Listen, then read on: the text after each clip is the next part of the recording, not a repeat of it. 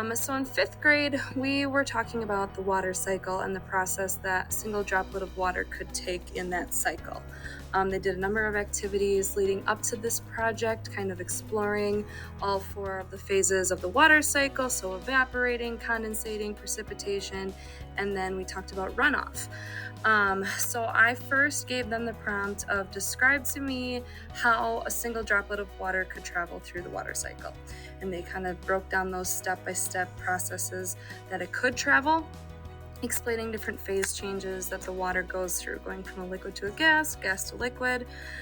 And then from there, we introduced this app called Hopscotch. This was an app that was new to me, new to the kids. Then they needed to create a visual animation to show how water travels in the water cycle using our four different phases. So condensation, precipitation, evaporation, and runoff. They were given one task to start with, so our first little challenge that we gave them was to make a cloud precipitate, and then we kind of ran into the problem of like, well, they could make the raindrop fall, but how do I get it to continue to fall? So we used those computational thinking processes to figure out how can I make this raindrop fall, and then go back and do it again and do it again and do it again on repeat. So now I'm telling my raindrops, thinking like a computational thinker, I'm telling it to start at this position, fall down 1,000 places, and then go back to my position and repeat that again. Let's see if that works. Well, I made the water evaporate, and then I made it precipitate off the mountain, and then it goes to the mountain, and then it runs off, and then it will accumulate, and it will repeat over and over again. So that was really cool to see them work through some challenges like that of figuring out how can I tell this piece to do this, and what kind of coding do I need to put in behind that.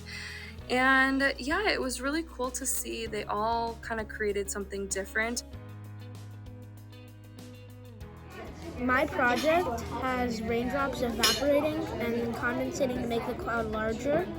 And then after 2 of those raindrops, the cloud starts precipitating, and then the raindrops become runoff on this hill and eventually fall into this lake. I like just because I could like be creative and do what I want, like with a bunch of different functions. This helped me become a computational thinker because I was able to separate like thing to do into different smaller parts, and that helped me know how things are done.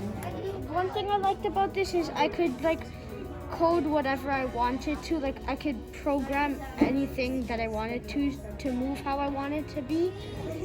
And I get to think what would go better with the raindrop going up, or what would go better with clouds.